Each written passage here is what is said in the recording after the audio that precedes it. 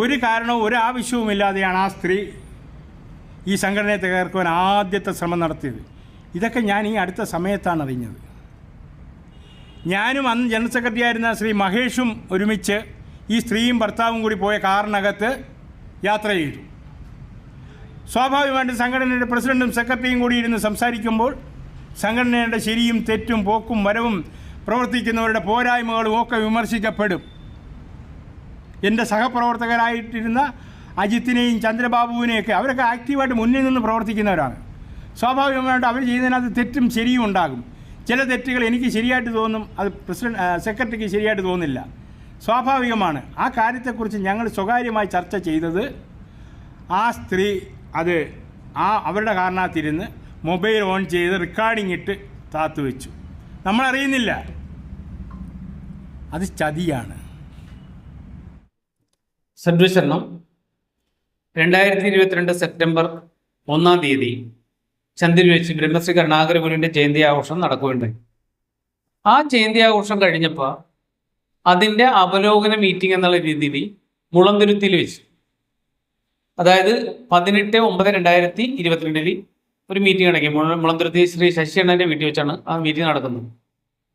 ആ മീറ്റിങ്ങിന് തൊട്ട് മുമ്പ് ആ മീറ്റിങ്ങിനുമായിട്ടുള്ള സംബന്ധമായ കാര്യങ്ങൾ ചർച്ച ചെയ്യുന്നതിനായിട്ട് മഹേഷ് കുമാർ എസ് എന്ന ഗുരുമാർഗം പ്രകാശിയുടെ അന്നത്തെ ജനറൽ സെക്രട്ടറിയും ശശി ഉദയഭാനു എന്ന പ്രസിഡന്റും തമ്മിൽ കോളിൽ സംസാരിച്ച കാര്യങ്ങൾ ഈ മഹേഷ് അണ്ണൻ ശശി അണ്ണനായിട്ട് തെറ്റിക്കഴിഞ്ഞപ്പോൾ, അഭിപ്രായ വ്യത്യാസം വന്നു കഴിഞ്ഞപ്പോൾ അദ്ദേഹം ടെലഗ്രാമിലൂടെ പുറത്തുവിട്ട് വേണ്ട. കാരണം വാട്സാപ്പിലൂടെ എത്രയും MB ഉള്ള ആ ഫയൽ പോകാത്തത് കൊണ്ട് അദ്ദേഹം ടെലഗ്രാമിലൂടെയാണ് അത് എല്ലായിടത്തും ഫ്ലാഷ് ചെയ്തത്. അതിൻ്റെ കൂടെ ഒരു ടെസ്റ്റും ശശിയുടെ ചതിച്ചതിനെ കുറിച്ചും ഒരു നിശ്ചിതമായി വിമർശിച്ചുകൊണ്ട് എന്നെയും അജിത്തിനെയും ഒക്കെ നിശ്ചിതമായിട്ട് വിമർശിച്ചുകൊണ്ടുള്ള ഒരു ടെസ്റ്റും ഇതെല്ലാം പുറത്തുവിടുകയും. അപ്പോൾ ആ പുറത്തുവിട്ട ടെലഗ്രാമിൽ കിട്ടിയത് ഞാനത് കേട്ടിട്ട് ഞാനത് ശശിയേട്ടൻ അയച്ചു കൊടുക്കുകയും ചെയ്ത് എനിക്ക് കിട്ടിയപ്പോൾ അതിൻ്റെ ഇത് നിങ്ങൾക്ക് കാണാം, ഈ സൈഡിൽ കാണാം. ടെലഗ്രാമിൽ ശശിയേട്ടൻ അയച്ചു കൊടുത്ത തീയതി ആ വോയിസിൻ്റെ ഡ്യൂറേഷൻ നോക്കിയാൽ നിങ്ങൾക്ക് മനസ്സിലാവും. അപ്പോൾ അത് അയച്ചു കൊടുത്തിട്ട് അന്ന് പുള്ളി അത് കണ്ടോ കേട്ടോ എനിക്കറിയില്ല.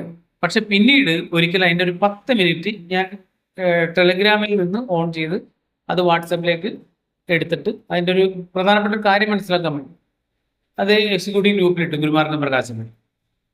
ആ വോയിസ് ബീന ഡോക്ടറുടെ എന്നുവെച്ചാൽ മുളന്തുരുത്തിയിൽ മീറ്റിംഗ് കഴിഞ്ഞ് വന്ന വഴി റെക്കോർഡ് ചെയ്താണെന്ന് പുള്ളി ധരിപ്പിച്ചിട്ടോ അല്ലെ അതിബുദ്ധിപരമായോ പുള്ളി അത് മനസ്സിലാക്കിയിട്ട് പുള്ളി അതിനെക്കുറിച്ചാണ് നിശ്ചിതമായിട്ട് വിമർശനം ചെയ്യും. അപ്പോൾ ആ ഒരു കോൾ റെക്കോർഡ് മഹേഷ് അണ്ണൻ പുറത്തുവിട്ട അജിത്തും ചന്ദ്രബാബുവിനെ കുറിച്ച് വരെ മോശമായിട്ട് സംസാരിച്ചതും പറഞ്ഞതുമായ ആ ഒരു കോൾ റെക്കോർഡ് ഞാനിവിടെ അത് നിങ്ങളുടെ അറിവിലേക്കായിട്ട് സമർപ്പിക്കുന്നു. അപ്പോൾ ആ കോൾ റെക്കോർഡ് കേൾക്കുക. സദ്ഗുരുവേശരണം. എന്തുണ്ട് വിശേഷം? ഇന്ന് പരിപാടിയിലുണ്ട്?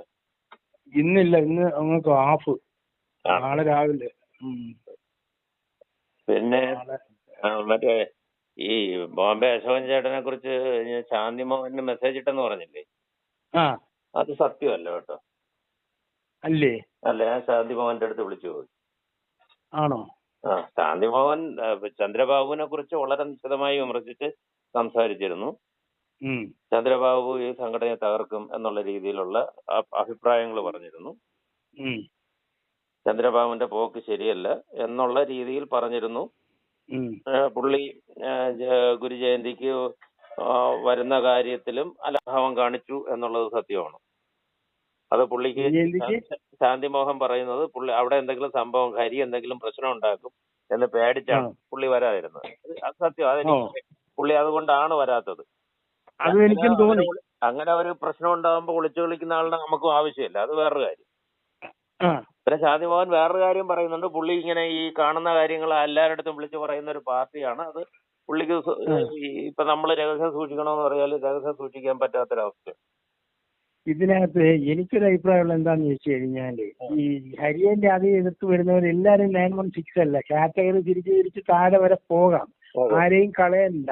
പക്ഷെ ഏറ്റവും ക്രീമി ആയിട്ട് മേളി വരുന്നവര് ക്ലിയർ ആയിരിക്കുക, അതിന്റെ താഴെയും ക്ലിയർ ആയിരിക്കണം. അതിന് താഴോട്ട് നമ്മള് വലിയ ഇമ്പോർട്ടൻസ് കൊടുക്കാതെ അങ്ങ് പോകാം എന്നുള്ളതാണ് എന്റെ അഭിപ്രായം. അല്ലാതെ നമ്മളിപ്പോ എടുത്ത സ്റ്റെപ്പൊന്നും തെറ്റെന്ന് പറയാൻ പറ്റില്ല. കാരണം വരാതിരുന്ന നമ്മൾ ഒഴിവാക്കി നിർത്തി. ആ. അപ്പൊ ഇന്നലെ അല്ല അത് വേറെ കാര്യമുണ്ട്, അത് വേറെ ഉണ്ട്. രണ്ടിടത്തും തിരിച്ചും മറിച്ചും പറയാം. മണികണ്ഠനെ ഒഴിവാക്കാൻ വേണ്ടിയാണ് അങ്ങനെ ഒരു അടവെടുത്തത്. അത് പറയാം അതെ ഇയാളെ ഒഴിവാക്കാൻ വേണ്ടി അങ്ങനെ ഒരു അടവെടുത്തതാണ്.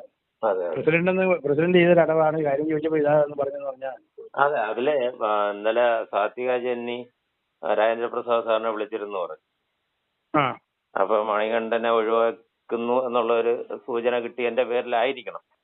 ആ അപ്പൊ സാറ് പറഞ്ഞ എനിക്ക് സംസാരിക്കാനുള്ള ആരോഗ്യസ്ഥിതി പോരാ, ഇയർഫോണൊക്കെ വെച്ചാണ് സംസാരിക്കുന്നത്, അത് ടീച്ചറിനെ ഞാൻ പലതവണ വിളിച്ചിട്ടും ടീച്ചർ എടുത്തില്ല എന്ന് പറഞ്ഞു.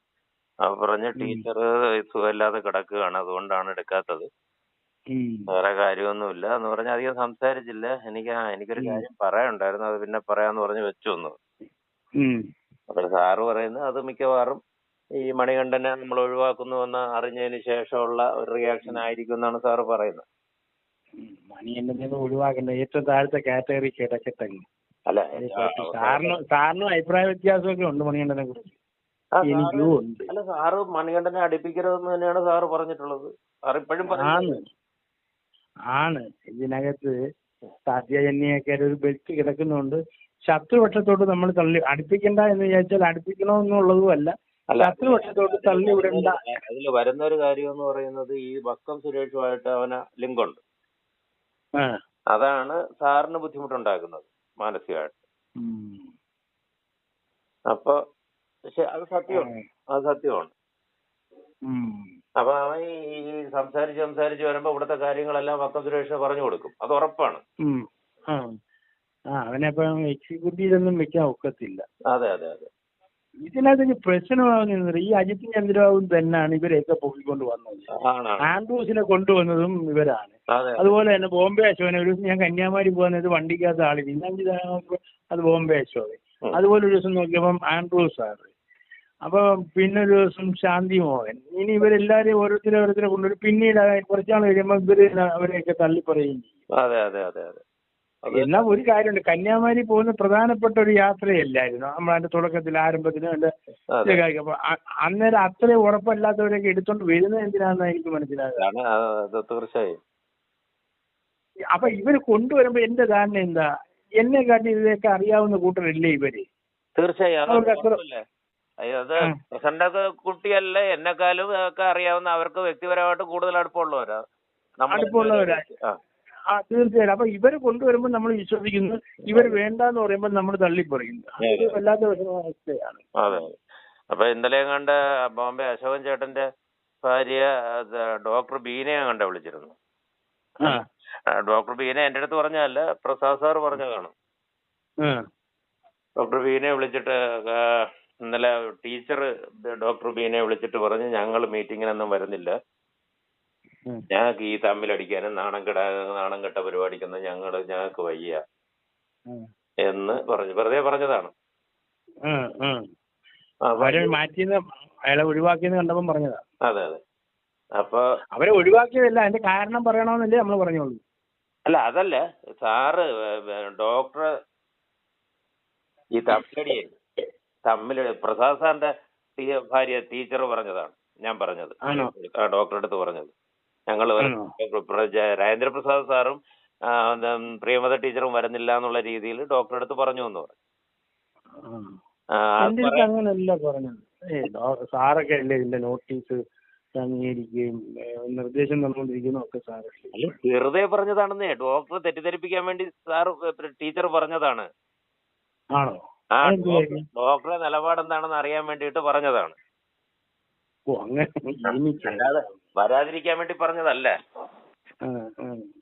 അപ്പൊ പറഞ്ഞ അതിലോ സാറൊന്നും അങ്ങനെ വിട്ടു നിൽക്കരുത്, അങ്ങനെ പറഞ്ഞ് ഒരു സംഘടനയൊക്കെ ഉണ്ടാക്കി ആ സംഘടന ഉണ്ടാക്കിയവര് തന്നെ തകർക്കുക എന്നുള്ള രീതിയിലൊക്കെ നിന്ന് കഴിഞ്ഞാൽ നമ്മൾ എങ്ങനെ അതില് മാന്യമായിട്ട് പെരുമാറാൻ പറ്റും, നമുക്ക് നമ്മുടെ മാന്യത ഇവിടെ കളയുന്നതല്ലേ എന്നൊക്കെ ചോദിച്ചെന്ന് പറഞ്ഞു.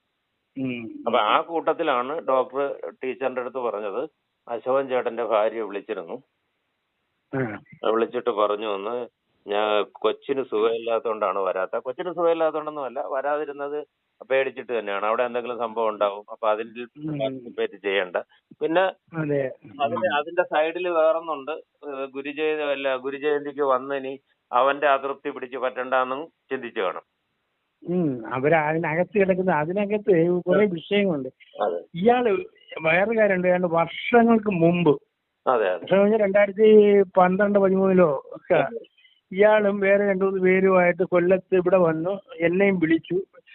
അംബിക ചേച്ചിയുടെ വീട്ടിൽ വെച്ച് സംസാരിച്ചു. അവര് പറഞ്ഞു ഇത് വളരെ മോശമാണ് എന്നൊക്കെ പറഞ്ഞ് അയാൾ പ്രതികരിച്ചു. അങ്ങനെ അയാൾ പ്രതികരിക്കാൻ തുടങ്ങിയപ്പോഴാണ് അയാളെ കോംപ്രമൈസ് ചെയ്ത് ബ്ലോക്ക് ചെയ്യാൻ തുടങ്ങിയത്. പിന്നീട് ഞാൻ ഒരിക്കല് എനിക്ക് 2013 എങ്ങാണ്ടാണെന്ന്, 12-13 അവിടെ ചെന്നപ്പോ ഇയാളുടെ വീട്ടിൽ ഞാൻ പോയിരുന്നു. ഇവിടെ വന്നതിന്റെ പിറകിൽ ഞാൻ പോയപ്പോൾ വീട്ടിൽ വന്നു. പിന്നെ അതൊക്കെ എന്ന് പറഞ്ഞാൽ എനിക്ക് അവിടുത്തെ പോക്കിന്റെ ലാസ്റ്റ് ഘട്ടങ്ങളാണ്. അത് കഴിഞ്ഞ് 1-2 തവണയെ പിന്നെ ഞാൻ പോയിട്ടുള്ളൂ. ആ സമയത്ത് അച്ഛൻ വീട്ടിൽ പോയിരുന്നത് അവരുടെ ഭാര്യയൊക്കെ വളരെ ഇതായിട്ട് ഒരുപാട് കാര്യങ്ങൾ പറഞ്ഞതാണ്. ഒരു പക്ഷെ അതിനകത്ത് നിന്നുകൊണ്ട് ആദ്യം ഇത്രയൊക്കെ ചെയ്തതാണ്. പിന്നെ അവർക്ക് ഒരുപാട് അതിനകത്ത് നിന്നുകൊണ്ട് ചെയ്യുന്നതിനകത്ത് പരിമിതികളും. ഇത് എല്ലാരും ഞാൻ പറഞ്ഞു, എല്ലാരും 916 ഒന്നും അല്ലല്ലോ. അപ്പൊ അതിനെ നോക്കാം നമുക്ക്. വരട്ടെ. ഇപ്പൊ അതല്ല, ഞാനിപ്പോ ചെയ്തോണ്ടിരുന്നത് ക്രോസ് ചെക്കിങ് ചെയ്തോണ്ടിരുന്നത് നമ്മുടെ നോട്ടീസ് വായിക്കാത്തവരാരൊക്കെയാണ്. ഒന്ന് നമ്മുടെ കുഞ്ഞിക്കണ്ണ സാർ ഇതുവരെ വായിച്ചിട്ടില്ല. ജിത്ത് വായിച്ചിട്ടുണ്ട്. പിന്നെ ഒന്ന് നമ്മുടെ മലപ്പുറം സുരേന്ദ്രൻ വായിച്ചിട്ടില്ല. കന്യാകുമാരിയിലെ പ്രസാദ് വായിച്ചിട്ടില്ല. പിന്നെ ഒരാള് ഓൺ റിമൈനിങ് എന്നേ കിടക്കുന്നു. പ്രസാദ് വാട്സാപ്പിലൊക്കെ വരാൻ വലിയ ബുദ്ധിമുട്ടുള്ള ആളാണ്. ആണോ? ഓക്കെ. പിന്നെ ഒന്നെന്ന് പറയുന്നത് പിന്നെ ഒരാള് റിമൈനിങ് പറഞ്ഞു തുടങ്ങി. ഞാൻ പിന്നെ ക്രോസ് ചെക്കിങ് ചെയ്തു. എനിക്കല്ലേ ചെയ്യാനൊക്കെ, ആരൊക്കെ വായിച്ചെന്ന് എനിക്കല്ലേ അറിയാനൊക്കെ. അപ്പൊ ഞാൻ അത് വെച്ചോണ്ട് ആ ലിസ്റ്റിലുള്ളതും കൂടി എടുത്ത് വെച്ചിട്ട് ക്രോസ് ചെക്ക് ചെയ്ത്. അപ്പം പിന്നെ ഒന്ന് ലാസ്റ്റ് കിടക്കുന്ന നമ്മളെ മണിയണ്ണ തിലകണ്ണനാണ്. തിലകണ്ണ ഗ്രൂപ്പിലുണ്ട്. ഉണ്ട്. മണി എന്ന് പറഞ്ഞാൽ അത് മറ്റേ മണിയാണ്, നമ്മുടെ ടൈൽസ് മണിയാണ്. ടൈൽസ് മണിയാണോ? അതെ. ഈ എച്ചിക്കുട്ടിയിലുള്ളത്. അതെ. ഭാര്യയാണ് ആദ്യം വെച്ചത്. അപ്പൊ ഭാര്യക്ക് മീറ്റിങ്ങിനൊക്കെ വരാൻ ബുദ്ധിമുട്ടാവും, അതുകൊണ്ട് മണിയുടെ പേര് വെച്ചാൽ മതി എന്ന് പറഞ്ഞു. അങ്ങനെയാണ് മണിയെ വെച്ചത്. ആ മണിയാണോ? അതെ. അയാള് ജയന്തിക്ക് വന്നോ? ജയന്തിക്ക് വരാത്തത് അവർ അറിയിച്ചിരുന്നു. അറിയിച്ചിരുന്നു. ഓക്കെ. അപ്പൊ അതാണ് പ്രസാദ് സാർ എന്നോട് ചോദിച്ചു, ആ ടൈൽസിന്റെ ചെയ്യുന്ന മണി അയാൾ വന്നില്ലല്ലോ, അയാള് എന്തുകൊണ്ടാന്ന് എന്നോട് ചോദിച്ചു. ഞാൻ വിചാരിച്ച അയാൾ എച്ചിക്കൂട്ടിയിൽ ഇല്ലാത്തയാളല്ലേ എന്ന് വിചാരിച്ചാണ് ഞാൻ ചെയ്തത്. മണി എന്ന് പറഞ്ഞപ്പോ ഞാൻ തിലകണ്ണനായിരിക്കും എന്നാണ് ഞാൻ. തിലകണ്ണ ഈ ഗ്രൂപ്പിൽ ഇല്ലല്ലോ, നമ്മൾ ഇട്ടിട്ട്. അപ്പൊ തിലകണ്ണൻ അറിയിക്കോ? പുള്ളി വരുവോ? എന്തുവാണ്? തിലകണ്ണൻ വരുമെന്ന് പറഞ്ഞിരുന്നു. എന്നെ ഇന്നലെ വിളിച്ചില്ല. വിളിച്ചാൽ ഞാൻ പറയുമ്പോ അത് മാത്രമല്ല, ഞാൻ പ്രസിഡന്റിന്റെ നോട്ടീസ് ഉഷ ചേച്ചിക്ക് ഇട്ടുകൊടുത്തു. ഉഷ ചേച്ചി എന്റെ അടുത്ത് ഈ ജയന്തി എങ്ങനെയുണ്ടെന്ന് അറിയാൻ വേണ്ടി വിളിച്ചിരുന്നു. വിളിച്ചപ്പോ ഞാൻ ഈ അജിത്തുമായിട്ട് ചേച്ചിക്ക് ഭയങ്കര അടുപ്പമുണ്ടല്ലോ. അപ്പൊ ഞാൻ പറഞ്ഞു അജിത്തിന്റെ കാര്യങ്ങൾ ഇങ്ങനെയൊക്കെയാണ് എന്ന് പറഞ്ഞപ്പോ എന്റെ അടുത്ത് വളരെ ദുഃഖത്തോടെയൊക്കെ സംസാരിച്ചു. എന്നിട്ട് പറഞ്ഞ് നിങ്ങൾ മീറ്റിംഗ് വിളിക്കുമ്പോ ഒന്ന് അറിയിക്കുക, എനിക്ക് പറ്റുമെങ്കിൽ ഞാനും വരാം എന്ന് പറഞ്ഞു. അങ്ങനെ ഞാൻ അവർക്ക് അയച്ചു കൊടുത്തു. പിന്നെ നിസംഗ ജനനി ലെഫ്റ്റ് ചെയ്തു ഗ്രൂപ്പിൽ നിന്നൊക്കെ. ഞാൻ ആ കാഞ്ചൻ ചേട്ടനെ അയച്ചു കൊടുത്തു. കാഞ്ചന ചേട്ടന്റെ പേര് ഇതിലുള്ളതായിരുന്നു. ലെഫ്റ്റ് ചെയ്ത് പോയത് അയച്ചു കൊടുത്തു. അവര് വരുന്നെങ്കിൽ വരട്ടെ, ഇല്ലെങ്കിൽ വേണ്ട, അവരുടെ ഇഷ്ടം പോലെ.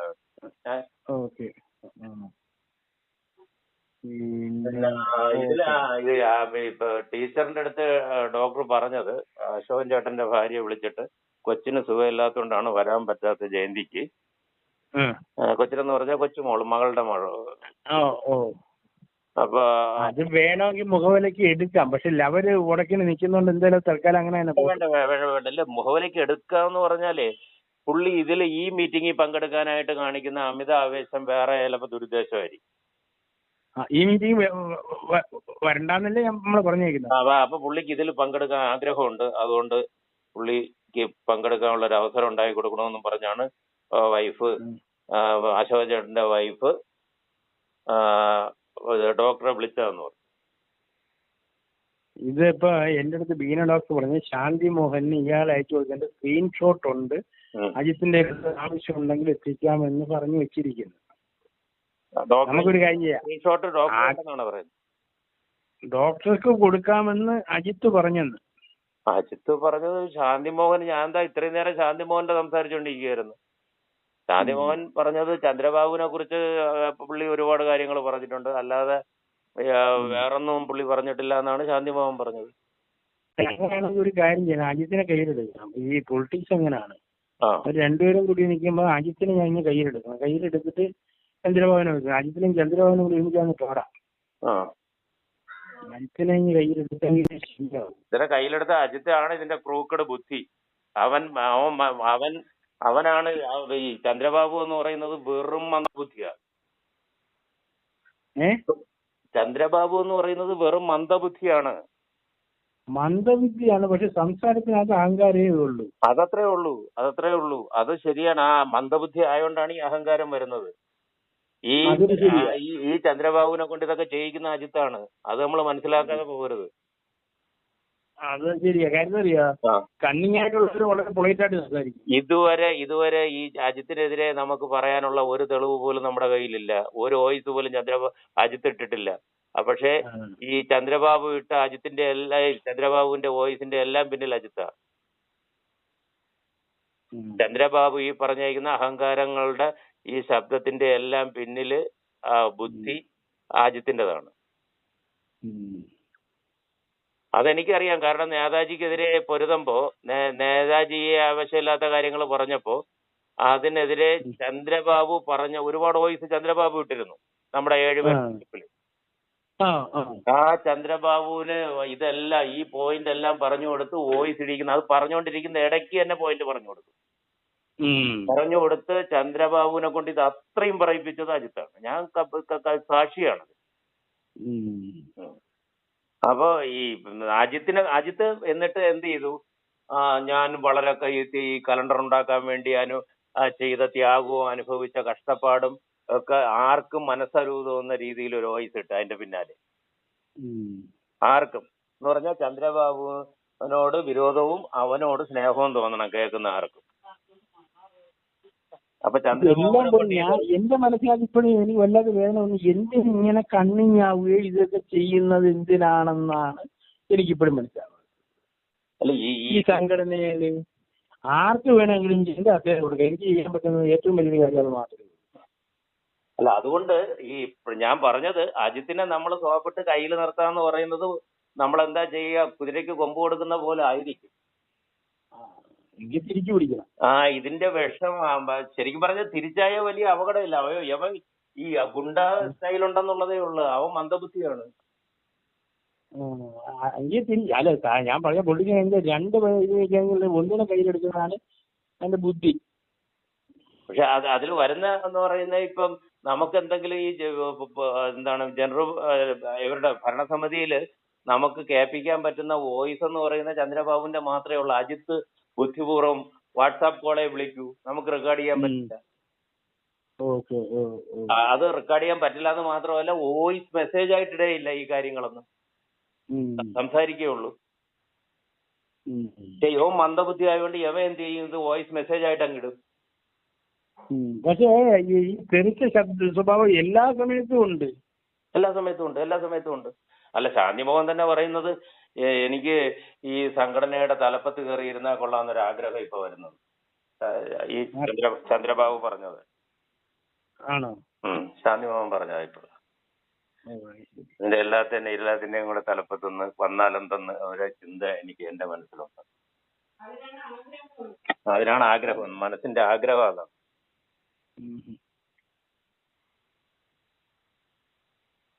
അതുണ്ടെന്ന് ഞാൻ തുടക്കത്തിലേ പറഞ്ഞില്ലേ? അതെ.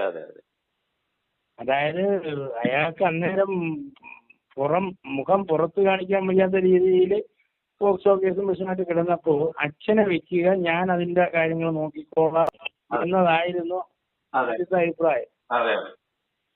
ഇപ്പൊ അച്ഛൻ മരിച്ചു. ഇപ്പം പല പരിപാടികളും ജയന്തിയൊക്കെ അതിഗംഭീരമായിട്ട് അദ്ദേഹം നേരത്തെ നിന്ന് ഒറ്റയ്ക്ക് നടത്തി ഗ്ലാമർ ആയി കഴിഞ്ഞു. അപ്പൊ ഇനി ചിലപ്പോൾ ഇരിക്കുന്നതിനും ബുദ്ധിമുട്ടില്ല. അതിനുള്ളൊരു അവസരം ഒരുക്കി വന്നതാണിത്.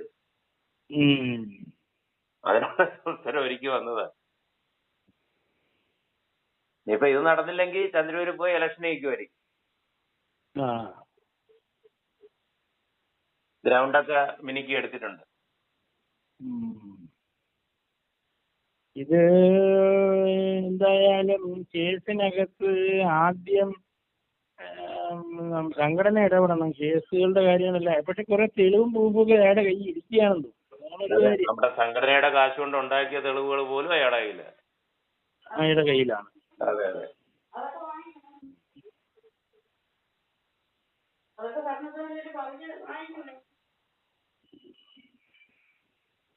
അത് കാരണം അതിനെ ഒന്നും ചെയ്യാൻ വയ്യാത്ത വിധത്തിലാണല്ലേ നമ്മള്. അത് കേസിന്റെ ഒരു പരുവം കഴിഞ്ഞാൽ അത് ഇതൊന്നും നോക്കണമല്ലോ, അതിന്റെ കോപ്പി അടിപ്പിക്കാൻ ആലോചിക്കുന്നുണ്ട് ഇവിടെ. അല്ല, അതിപ്പോ നമുക്ക് അതിപ്പോ ഭരണസമിതി ഒരു തീരുമാനം എടുത്തു കഴിഞ്ഞാൽ അത് അംഗീകരിക്കേണ്ടി വരുമല്ലോ ചന്ദ്രബാബുവിനും. അല്ലാതെ അതിന് ഒറ്റയാനായിട്ട് പോകാനാണെന്നെങ്കിൽ അയാൾ അതിന്റെ അപകടം അയാൾക്ക് തന്നെ മനസ്സിലാകും. അയാള് മറ്റവൻ വേട്ടയാടും, ഇത്രയേ ഉള്ളൂ മാറി നിൽക്കുമ്പോ. അല്ലെങ്കിൽ അവന്റെ കൂടെ കൂടേണ്ടി വരും. രണ്ടിലൊന്നേ ചെയ്യാൻ പറ്റും.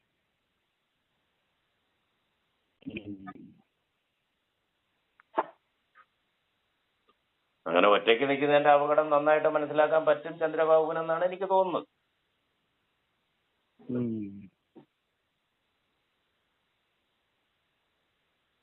ചുമ്മാ അല്ല ഇവിടെ ജീവിക്കാനുള്ള ബുദ്ധിമുട്ട് കൊടുക്കാം. അതെ അതെ അതെ.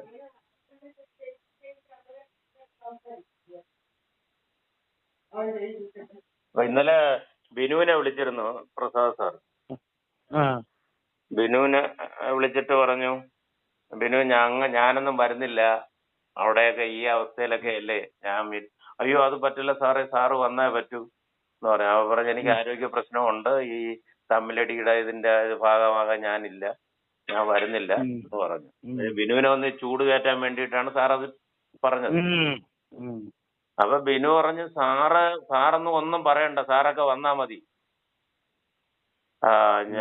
എന്ത് വേണമെന്ന് സാറ് പറഞ്ഞാൽ മതി, അത് ഞങ്ങൾ ചെയ്തോളാം. ബിനു മെനഞ്ഞാന്ന് എന്നെ വിളിച്ചു, ആ വിവരം ഞാൻ സാറിനോടൊന്ന് പറഞ്ഞു. അതിന്റെ പുറത്താണ് സാർ വിളിച്ചത്. എന്നെ വിളിച്ചിരുന്നു, പ്രസിഡന്റിനെ വിളിച്ചു കഴിഞ്ഞിട്ട് എന്നെ വിളിച്ചു. വേണ്ട ഒരു 3/4 മണിക്കൂറോളം സംസാരിച്ചു. എന്റെ അടുത്ത് പണ്ട് പറഞ്ഞ കാര്യം തന്നെ പറഞ്ഞു, മഹേശ്വരനെ ജീവൻ കൊടുക്കാനും ഞാൻ ഉണ്ട് കൂടെ, ധൈര്യമായിട്ട് മുന്നോട്ട് പോകണം എന്നൊക്കെ പറഞ്ഞു എന്നോട്. അപ്പൊ അതിന്റെ പ്രസാദ് സാറ് വിളിച്ചു പറഞ്ഞ് അപ്പൊ എന്ത് വേണേലും ചെയ്യാം എന്നൊക്കെ പറഞ്ഞു. അപ്പൊ ബിനു പറഞ്ഞത്, ഞാൻ ഇവരെ രണ്ടുപേരെയും ഒന്ന് വിളിച്ചിരുന്നു, ചന്ദ്രബാബുവിനെ അജിത്തിനെയും. അപ്പൊ അജിത്തും ചന്ദ്രബാബുവും അജിത്തിന്റെ വീട്ടിൽ തന്നെ ഉണ്ട് ഞാൻ വിളിക്കുമ്പോ. അപ്പൊ അവര് തമ്മില് ഇതിനെ പറ്റിയൊക്കെ ആലോചനയും ഗൂഢാലോചനയൊക്കെ നടത്തുന്നുണ്ട് എന്ന് വ്യക്തമായി എന്ന് പറഞ്ഞു. പ്രസാദ് സാർ ഇങ്ങനെ പറഞ്ഞു, അവര് ഒരുമിച്ച് തന്നെ ഉണ്ട് എന്നാണ് ബിനുവും പറയുന്നത്.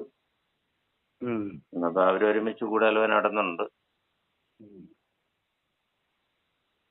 പിന്നെ യവനെതിരെ പറയും എന്നുള്ളത് കൊണ്ടായിരിക്കും അശോകൻ ചേട്ടനെ മാറ്റി നിർത്താൻ യവനും ആഗ്രഹിക്കുന്നത് ചന്ദ്രബാബു. ചന്ദ്രബാബുവിനെ അന്നേ കുത്തിയില്ലേ സെക്രട്ടറിയുടെ വീട്ടിൽ വെച്ച്. അതെ അതെ. അന്നോട്ടെ കോംപ്രമൈസ് ചെയ്ത് തുടങ്ങിയല്ലോ. അതെ അതെ അതെ അതെ. പക്ഷെ ഇതിനകത്ത് ഞാൻ ഒരു കാര്യം എനിക്ക് ഇപ്പോഴും പറയാനുള്ളത്, എല്ലാരും 916 ആയിട്ട് കിട്ടത്തില്ല. ചിലര് ജോലി പോയതിന്റെ പുറത്ത് മാത്രം ഹരിയും രാധയും പുറത്ത് നിൽക്കുന്നവരാണ്.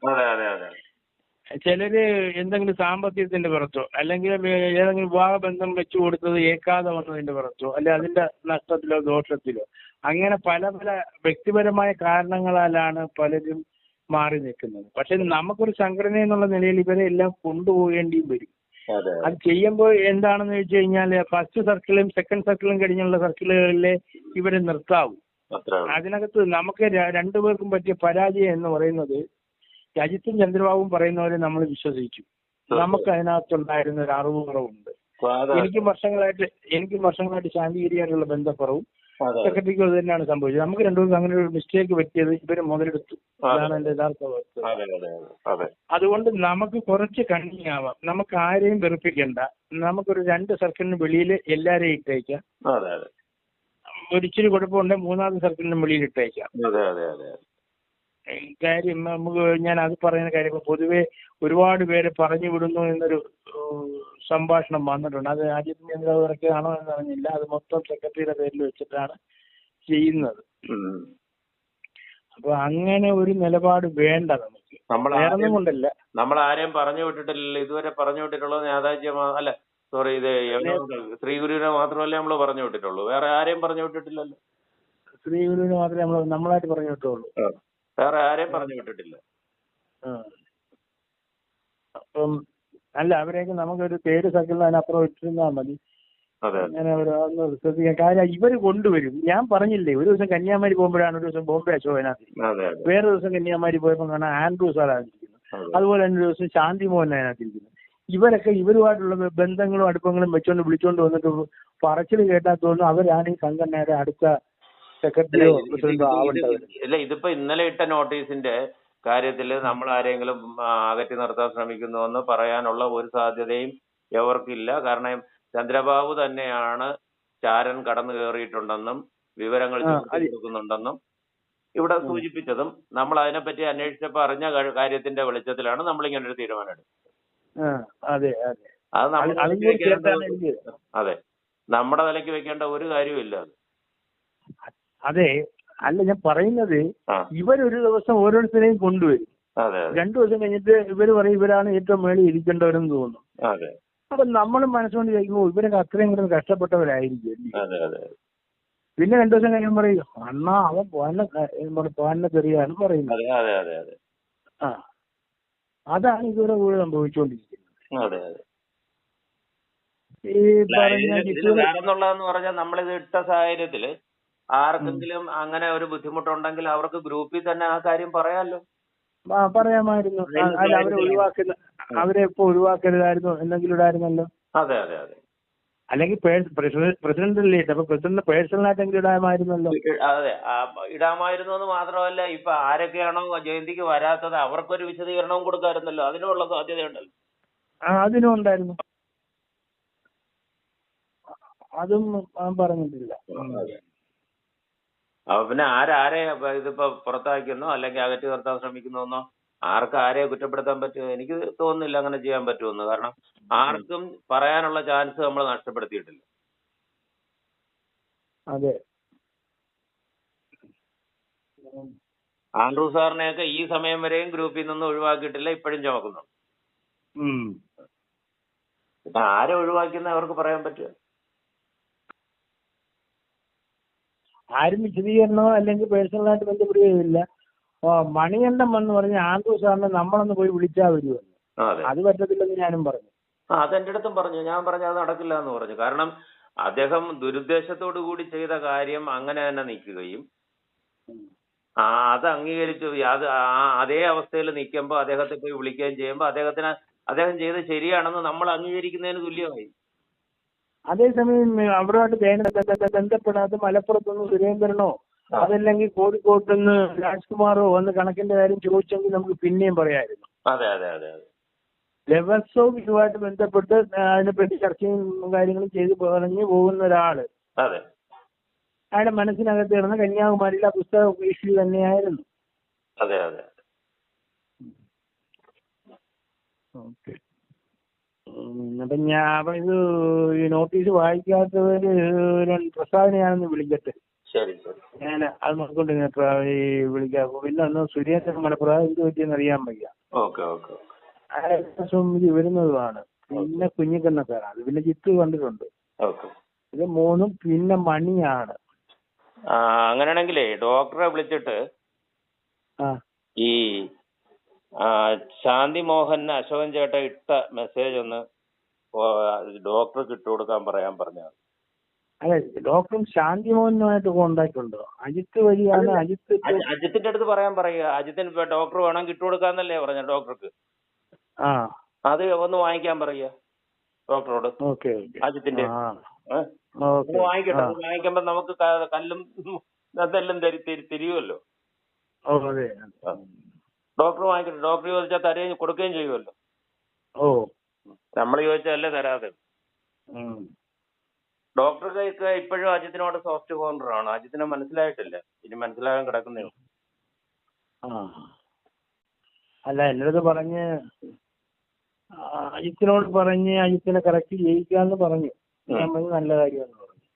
എന്റെ അടുത്തും പറഞ്ഞു. ഞാൻ പറഞ്ഞ അജിത്ത് തിരുത്തും എന്ന് പറഞ്ഞു. ഞാൻ പറഞ്ഞു എന്നാ തിരുത്ത്.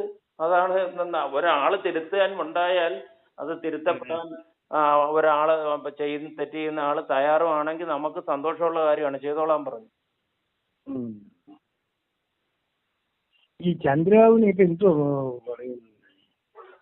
ഈ ചന്ദ്രബാബുവിന് വിവരക്കേടാണ് കൈമുതൽ. പിന്നെ അതിന്റെ കൂടെ ഗുണ്ടായുസവും കൊണ്ട് നടന്നയാളാ.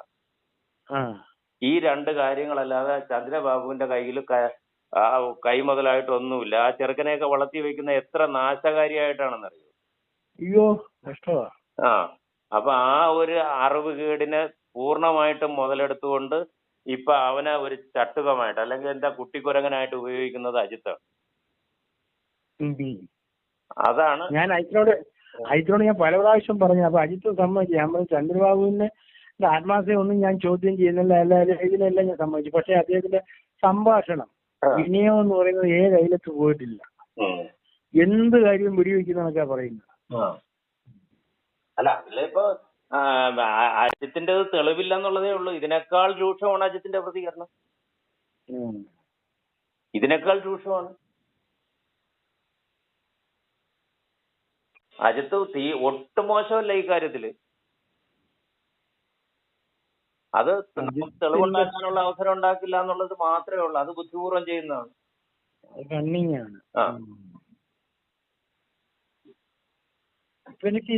ഇവർക്ക് എന്താ വേണ്ടത്? നമ്മൾ രണ്ട് ശല്യമാണോ? അല്ല ഇതിപ്പോ പ്രശ്നം വേറൊന്നുമല്ല. ഇവര് പെട്രോള് അമിതമായിട്ട് ഉപയോഗിക്കുന്നത്, പിന്നെ ഈ 34,000 രൂപയുടെ ഫർണിച്ചർ വാങ്ങിച്ചിട്ട് 28 രൂപയുടെ ബില്ല് വാങ്ങി വെച്ചത്, പിന്നെ കർക്കിടക കഞ്ഞിക്ക് വേണ്ടി സംഘടനയുടെ ഫണ്ട് എടുത്ത് ഉപയോഗിച്ചപ്പോൾ അത് പറ്റില്ല എന്ന് പറഞ്ഞത്, അത് തിരിച്ചു വെപ്പിച്ചത്, ഇതൊക്കെ അവർക്ക് ബുദ്ധിമുട്ടുണ്ടാക്കി. ഇതെല്ലാം അവർക്ക് ബുദ്ധിമുട്ടുണ്ടാക്കി. അവരുടെ പിന്നെ വക്കീലന്മാർക്ക് പൈസ കൊടുക്കുന്നത് ക്യാഷായിട്ട് വാങ്ങി ക്യാഷായിട്ടേ കൊടുക്കൂ. അപ്പൊ അതിനകത്തൊക്കെ എന്തോ കളികളുണ്ട് എന്ന് വേണം നമ്മളിപ്പോ മനസ്സിലാക്കാൻ. അല്ലെങ്കിൽ പിന്നെ എന്തിനാ ആ ഒരു താല്പര്യം? വക്കീലിന് ചെക്ക് കൊടുക്കുന്ന ചെക്ക് വാങ്ങുന്ന വക്കീലിന് ചെക്ക്, നമ്മൾ എല്ലാവരും കൂടെ 4 പേരും കൂടെ സംസാരിച്ചപ്പോഴാണ് അത് സംസാരിച്ചത്. ചെക്ക് വാങ്ങുമെങ്കിൽ ചെക്ക് കൊടുക്കുക, അല്ലെങ്കിൽ മണി ട്രാൻസ്ഫർ ചെയ്ത് കൊടുക്കുക ബാങ്കിൽ നിന്ന്, അതല്ലെങ്കിൽ ക്യാഷ് കൊടുത്തിട്ട് വൗച്ചർ വാങ്ങിക്കാൻ പറയാം. ഇതൊക്കെ ചെന്ന് വക്കീലിനോട് പറഞ്ഞാൽ കേസ് എടുത്തോണ്ട് പൊക്കോടാന്ന് പറയുമോ വക്കീല്? ഇതൊക്കെ പറയുന്നത് ആരടുത്താ പറയുന്നത്? നമ്മളുടെ എനിക്കത് മനസ്സിലാകാത്തൊരു ഭാഗം എന്ന് പറയുന്നത്, ഞാൻ എന്റെ കാര്യം പറയുന്നത്, ഇപ്പൊ നമ്മള് ഗുരുവിന്റെ ആവശ്യത്തിന്, നമ്മളെ ഈ സംഘടനയുടെ ആവശ്യത്തിന് നമ്മള് പല പ്രാവശ്യം പോയി യാത്ര ചെയ്യുകയൊക്കെ ചെയ്തിട്ടുണ്ട്. അപ്പൊ ഇപ്പൊ കന്യാകുമാരി കഴിഞ്ഞ പോയപ്പോ എന്റെ അക്കോമഡേഷന് അവിടെ സംഘടനയായിരുന്നു എടുത്തത്. പക്ഷെ പിന്നീട് എനിക്ക് എപ്പോഴൊക്കെ തോന്നി അത് വേണോ വേണ്ടേ, ചിലപ്പോ തോന്നുന്നു ആ പ്രസിഡന്റ് അല്ലേ തലേ ദിവസമൊക്കെ പോയതല്ലേ എന്ന് വിചാരിക്കുകയും ചെയ്യാറുണ്ട്. എന്നാലും പിന്നെ ഇനി ചന്ദ്രൂര് പോയപ്പോ അതുകൊണ്ടാണ് ഞാൻ എന്റെ പേയ്മെന്റ് ചെയ്തത്. ഞാനും എന്റെ സ്വന്തമായിട്ട് പോയതും എന്റെ പേയ്മെന്റ് ഞാൻ നടത്തിയതും അതുകൊണ്ടാണ്. അന്ന് കന്യാകുമാരിയിൽ എന്റെ പേയ്മെന്റ് ഞാൻ കൊടുക്കാന്ന് പറഞ്ഞപ്പോൾ അജിത്ത് എന്നോട് പറഞ്ഞു, മഹേഷ് എണ്ണ അത് കൊടുക്കുകയാണെങ്കിൽ മറ്റുള്ളവർക്ക് അത് ബുദ്ധിമുട്ടാവും. ശരി, പിന്നെ ഞാൻ കാരണം മറ്റുള്ളവർക്ക് ബുദ്ധിമുട്ട് വരണ്ടെന്ന് വരും. അതെ, അങ്ങനെ ഒരു കാര്യം ഉണ്ടായിരുന്നു. അപ്പൊ അതാണ് ഞാനത് ചെയ്തത്. എന്താന്ന് വെച്ച് കഴിഞ്ഞാൽ വേറൊന്നും കൊണ്ടല്ല, എനിക്കൊരു ഭയമുണ്ട്. ഈ പണം എനിക്ക് ഭയമുള്ള ഒരു പണം തന്നെയാണിത്. അല്ല, അത് ഇപ്പൊ സെക്രട്ടറി പറഞ്ഞു അതിനകത്ത് അഡ്ജസ്റ്റ്മെന്റും വെട്ടിപ്പും ഉണ്ടെന്ന് പറഞ്ഞാൽ ഇവർക്ക് ഒട്ടും ഭയമില്ലേ എന്നുള്ളതാണ് ഞാൻ ചിന്തിച്ചത്. ഒരു പക്ഷെ അതിനകത്ത് വേറൊരു സൈക്കോളജിക്കൽ വശമുണ്ട്. ഇവര് കണ്ടും കേട്ടും വാങ്ങുന്നത് മൊത്തം അങ്ങനെയുള്ള ഫണ്ട് എടുക്കുന്നവരുടെയും ചിലവാക്കി അന്നും ആ സമയങ്ങളിൽ ഇവരും അങ്ങനെ ചിലവാക്കിയിട്ടുണ്ടാകും. പക്ഷേ അത് ഒരു നമുക്ക് എനിക്കത് വേദനയായിട്ടാ തോന്നുന്നത്. കാര്യം അത് ശരിയും ആവാൻ തെറ്റും. അത് ഞാൻ ന്യായീകരിച്ചതല്ല. പക്ഷെ നേരത്തെ ഈ പറഞ്ഞ സ്റ്റേറ്റ്മെന്റ് കേട്ടപ്പോൾ ഞാൻ ഞെട്ടിയതാണ്. കണക്കിനകത്ത് വ്യാജം വരുന്നുണ്ടോ എന്നുള്ളത്. അങ്ങനെ ചെയ്യുന്നെങ്കിൽ അങ്ങനെ ചെയ്യാൻ അവർക്കേ പറ്റൂ, നമുക്ക് പറ്റത്തില്ല. നമുക്കിപ്പോ ഇനിയിപ്പോ എന്തായാലും ഇനി മീറ്റിംഗിൽ കാണാം ബാക്കി കാര്യങ്ങൾ. ഗുരുവിന്റെ പോലെ വരട്ടെ, അത്രേ ഗുരു നിശ്ചയം പോലെ നടക്കും. അതാണല്ലോ ചന്ദ്രബാബു ഒരു വാശിക്കിട്ടാണ് കിടക്കുന്നത്. അത് തളർന്നു പോയെന്ന് തോന്നുന്നു ചന്ദ്രബാബു. ആ വാശി നേരത്തെ എന്തോ സത്യങ്ങൾ തുറന്നു പറയും എന്നൊക്കെ പറഞ്ഞ വാശി വീറും പോയെന്ന് തോന്നുന്നു നമ്മള് മീറ്റിംഗ് വിളിച്ചപ്പോ. ആണോ? എന്താ എനിക്ക് അങ്ങനെ തോന്നിയത് ശരിക്കും. അല്ല, ഏറ്റവും ആദ്യം ഈ നോട്ടീസ് വായിച്ചു ഇപ്പൊ തൊട്ട് പുറകെ വായിച്ചത് ചന്ദ്രബാബു. അത് കഴിഞ്ഞിട്ട് വൈകുന്നേരത്താണ് വിട്ടേക്കുന്നത്. അതെ, അത് ഞാന് ഒരു തൊഴുകയിട്ടല്ലോ അതിന്റെ അതിന്റെ തൊട്ട് താഴെയാണ് കൊണ്ടിട്ടത്. ഓ, അത് ശരിയാണ്. ഇടയ്ക്കിടയ്ക്ക് ഇങ്ങനെ നോക്കി ആരൊക്കെ വായിച്ചോന്ന് അറിയാനാണ് ഞാൻ കൂടുതൽ നോക്കിക്കൊണ്ടിരുന്നത്. ഓക്കെ, ഞാൻ എന്തായാലും പ്രസാദ് പിന്നെ സുരേന്ദ്രൻ മലപ്പുറവും വിളിക്കണം. മണിയെ വിളിക്കണ്ടേ? പിന്നെ വേറൊരു കാര്യം, യാത്ര ട്രെയിനിലാക്കുന്നതാണ് ഏറ്റവും നല്ലത്. വണ്ടിയോ ഓട്ടോയോ എടുത്ത് തമ്പാനൂർ പോയിട്ട് ട്രെയിനിൽ കയറി ഇവിടെ നമ്മുടെ തൃപ്പൂണിത്തുറ ഇറങ്ങുക, എന്നിട്ട് തിരിച്ചു വരിക. കാര്യം ഈ വണ്ടി മുളന്തുരുത്തി നിർത്തൂല്ല. പിന്നെ NH വഴിയുള്ള യാത്ര ഈ അടുത്ത 10-20 തീയതി 21 തീയതി വരെയും എറണാകുളം കഴിയുന്നവരെയും ജോഡോ യാത്ര കഴിയുന്നവരെയും NH വഴിയുള്ള യാത്ര പാടാണ്. ട്രെയിനാണ് ഏറ്റവും സൗകര്യം. തിരിച്ചു വരാൻ അതായിരിക്കും നല്ലത്. അപ്പൊ പ്രസിഡന്റ് വിളിക്കുമ്പോ ഡോക്ടറെ അടുത്തോട് വിളിച്ച് പറഞ്ഞിട്ട് അതൊന്ന് ഇട്ട് തരാൻ പറയാൻ പറഞ്ഞാൽ അത് പറയാം. ഡോക്ടർ ഡ്യൂട്ടിയിലാണെന്ന് തോന്നുന്നു. ശരിയെന്ന് ഞാൻ മീറ്റിംഗ് അറിയാത്തവരെ ഒന്ന് ബന്ധപ്പെട്ട പ്രസാദിനെ വിളിച്ചു പറയേണ്ടതാണ്. പ്രസാദ് എന്തുകൊണ്ട് അറിഞ്ഞില്ലെന്ന് അറിയില്ല. ഓക്കെ, ഗിരീഷ്.